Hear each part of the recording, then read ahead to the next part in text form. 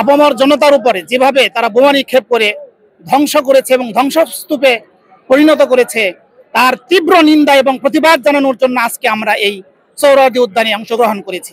বাংলাদেশ থেকে গোটা বিশ্ববাসীকে জানাতে চাই যে আমরা গাজাবাসীর পক্ষে থেকে যতদিন পর্যন্ত যুদ্ধ বন্ধ না হবে ততদিন পর্যন্ত আমরা তাদের পক্ষে থেকে আমরা এই আন্দোলন চালিয়ে যাব এবং অব্যাহত রাখবো ইনশাআল্লাহ।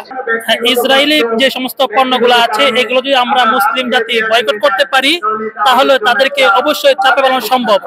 কারণ আমরা যদি ওই সমস্ত পণ্যগুলো এদের কাছে ক্রয় না করি, এরা আমাদের কাছে বিক্রি করে যে টাকা এরা উপার্জন করে অর্থনৈতিক ভাবে এরা যে সমর্থন হয়, এটা দিয়ে মুসলিম ভাইদের উপর এরা অ্যাটম বোমা চালায়। আর আমরা যদি এগুলি বর্জন করি তাহলে অবশ্যই এরা ক্ষতিগ্রস্ত হবে।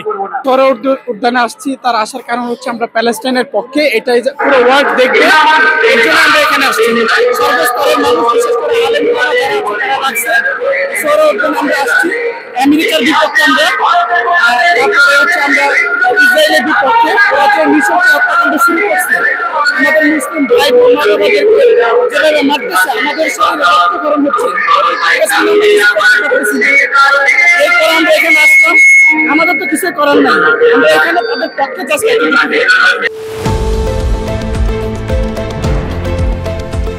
দেশের পাশে, বিশ্বের সাথে, মেট্রো টিভি।